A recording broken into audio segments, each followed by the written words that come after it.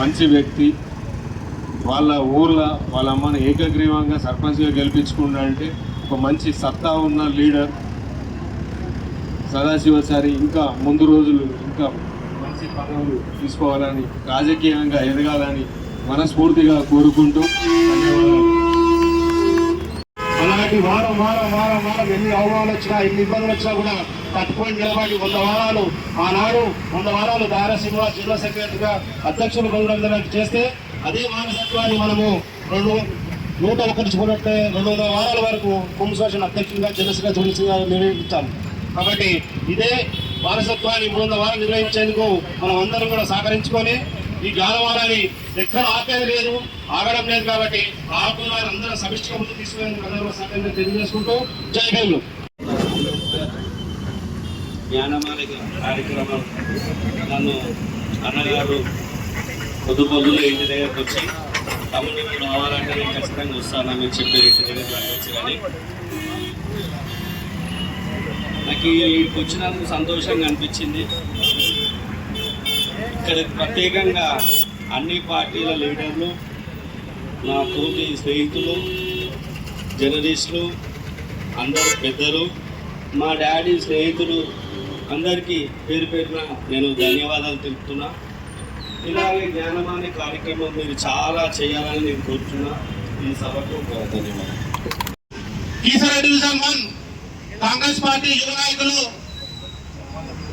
మన సనాల సదాశివచారి గారిని ఆహ్వానించడం జరిగింది.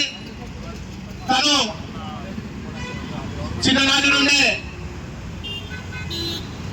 చదువుతో పాటు బిజినెస్ లో కూడా ముందుండాలని ఎన్నో ఆటుపోతలు, ఒకనాడు డబ్బు ఉన్నా లేకున్నా ఎంతో కష్టపడి తను బిజినెస్ చేస్తూ ఆయన ఒక 10 మందికి సేవ చేస్తూ, అలాగే తన ఊరిలో తన తల్లిగారైనటువంటి వారు సర్పంచ్ గా బరిలో దిగినప్పుడు ఈ సదాశివచారి గారే కీలక పాత్ర పోషించి ఇన్నోవేషన్ గా జరగడంలో కీలక పాత్ర పోషించడం జరిగింది.